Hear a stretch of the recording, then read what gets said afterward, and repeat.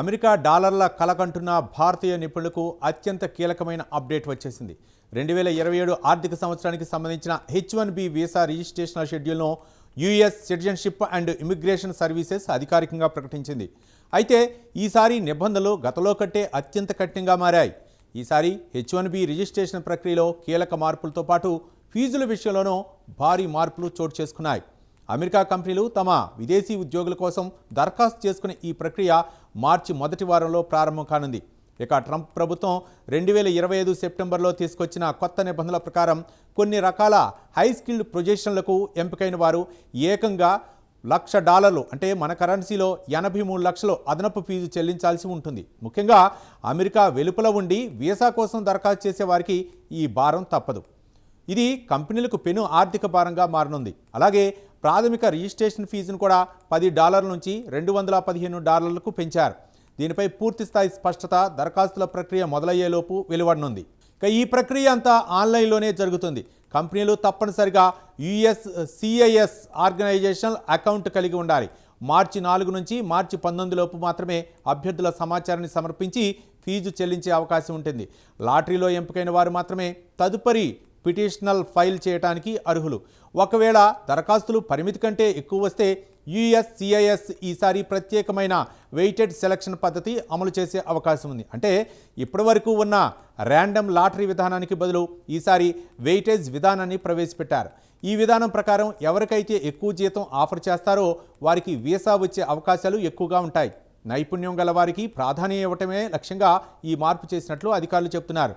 మార్చి 31న వచ్చే నోటిఫికేషన్లో ఎవరి పేర్లు అయితే ఉంటాయో వారి యజమానులు మాత్రమే పూర్తిస్థాయి H1B పిటిషన్లు దాఖలు చేయగలరు. ఇక దరఖాస్తు చేసే విధానం విషయానికి వస్తే H1B వీసా కోసం నియామక సంస్థలు ముందుగా USCIS అధికారిక వెబ్సైట్లో అకౌంట్ సృష్టించి తమ ఉద్యోగుల వివరాలను నమోదు చేయాల్సి ఉంటుంది.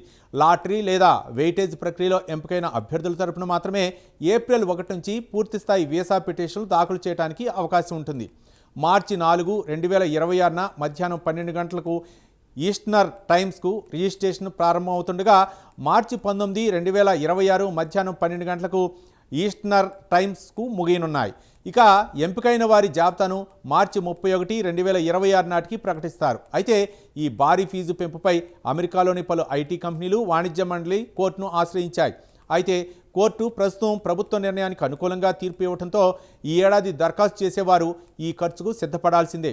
ముఖ్యంగా చిన్న తరహా కంపెనీలు, స్టార్టప్లు ఈ నిబంధనల వల్ల ఇబ్బందులు ఎదుర్కొనే అవకాశం ఉంది. అయితే కొత్త నిబంధనల ప్రకారం 2027 ఆర్థిక సంవత్సరానికి సంబంధించి వీసా ఎంపిక విధానంలో నైపుణ్యం, వేతనానికి పెద్దపీట వేస్తూ US citizenship and immigration services కొత్త నిబంధనలను విడుదల చేసింది. ఇప్పటి వరకు ఈ H1B వీసాను ర్యాండమ్ లాటరీ ద్వారా కేటాయించగా ఇక నుంచి వేతనాల ఆధారంగానే కేటాయించుతున్నట్లు ప్రకటించింది. కొత్త నిబంధనల ప్రకారం H1B వీసా కోసం దరఖాస్తు చేసుకున్న అభ్యర్థి నైపుణ్యం, వారికి ఇచ్చే వేతనం ఆధారంగా ప్రాధాన్యతను కల్పించనున్నారు.